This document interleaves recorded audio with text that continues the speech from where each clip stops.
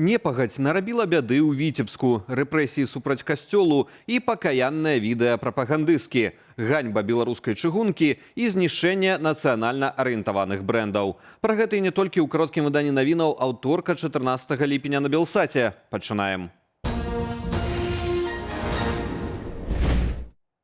Надвор'е гэтым летам не дае беларусам расслабіцца. Паветраныя масы з поўначы разам з пацяпленнем да 30 градусаў прынеслі сабою таксама навальніцы, залевы і моцны вецер. Асабліва разгул стыхіі адчуў на сабе Віцебскі рэгіён. Абласны цэнтр моцна заліло, і шквалісты вецер валіў дрэвы проста па ўсім горадзе.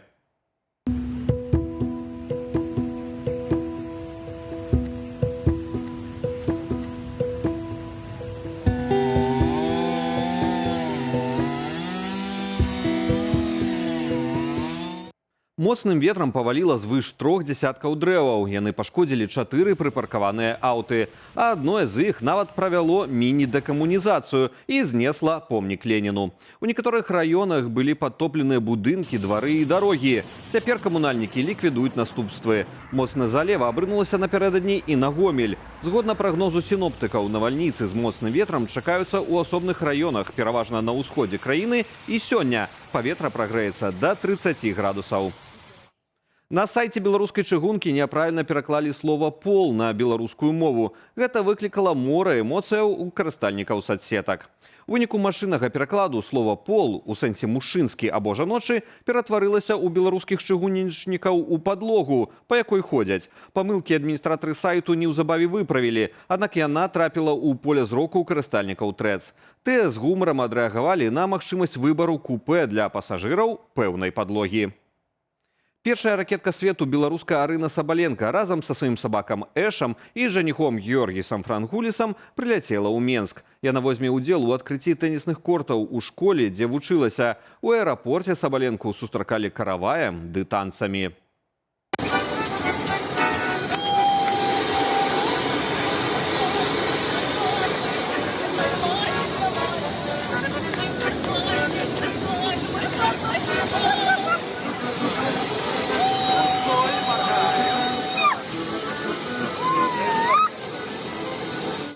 Навуковец і айцішнік Сергей Аўдзейчык стварыў інтэрактыўную мапу BY Maps, што адлюстроўвае дэмаграфічныя змены ў нашай краіне.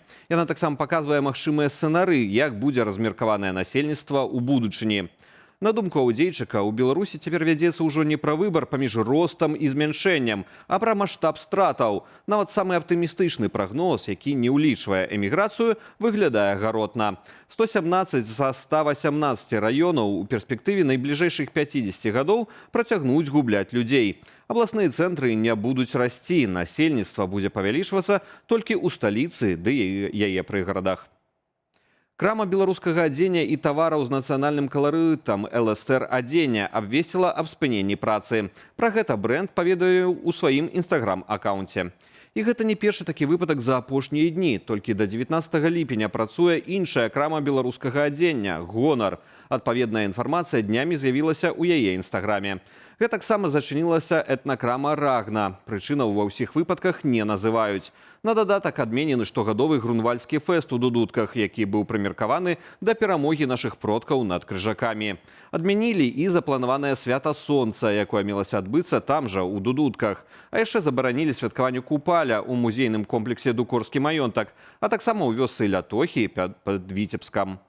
У мястэчку Дзярэчын Зэльвінскага раёну арыштавалі каталіцкага святара Юрыя Грыцко. Мясцовыя ўлады паклікалі яго ў сельсавет, дзе міліцыянты закавалі ксяндза ў кайданкі, паведамляе гарадзенская праваабарона. Ужо на наступны дзень ксяндза асудзілі на 15 сотняў арышту. Паводле якога артыкулу яго пераследуюць, невядома. Незадоўга да арышту Юрыя Грыцко ў Дзярэчын прыязджалі госці з Польшы і Нямешчыны. Праваабаронцы дапускаюць, што менавіта гэты візіт і стаўся нагодаю для пераследу. Тым часам першы нацыянальны канал беларускага дзяржаўнага радыё ўжо цягам 3 тыдняў без папярэджання не вядзе трансляцыі святой імшы з Менскага архікатэдральнага касцёлу, паведамляе выданне «Каталік BY».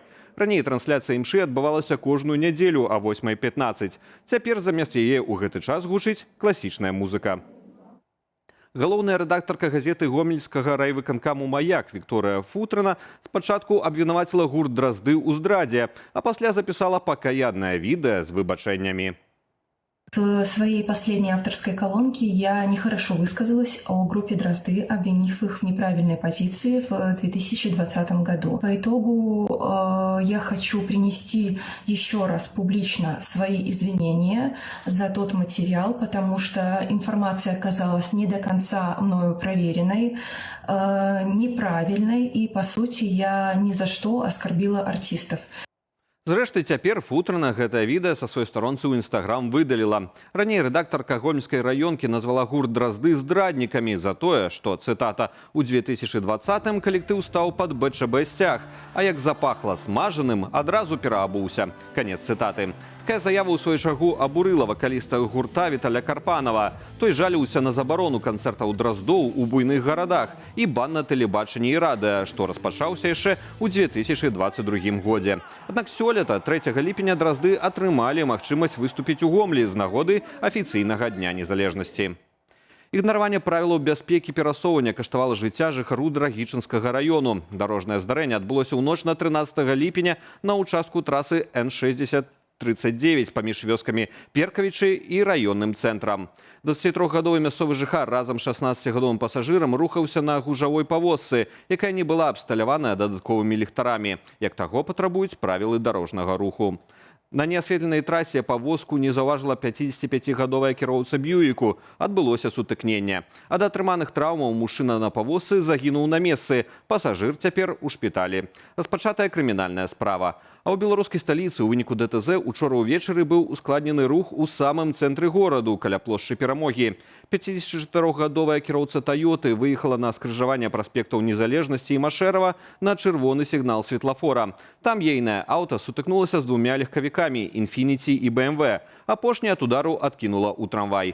На шчасце абышлося без пацярпелых. Як паведамілі ў ДАІ, усе ўдзельнікі ДТЗ былі цвярозыя. Прытым выявілася, што віноўніца аварыі пазбаўленая правоў, якраз праз кіраванне ў нецвярозым стане.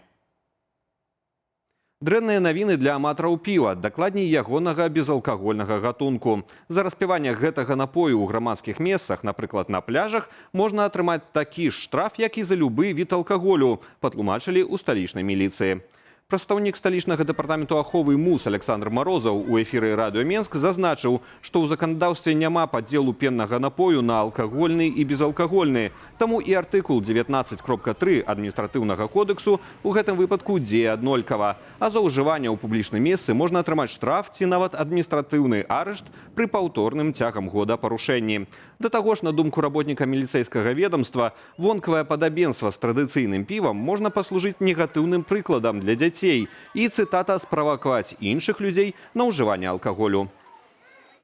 Як пакасіць траву, калі трымера няма або ён зламаўся? У Осіповічах у такіх выпадках на дапамогу прыйдзе бензапіла. Незвычайнае відэа з'явілася ў тэлеграм-канале «Падслушана Беларусь». Глядзім без каментара.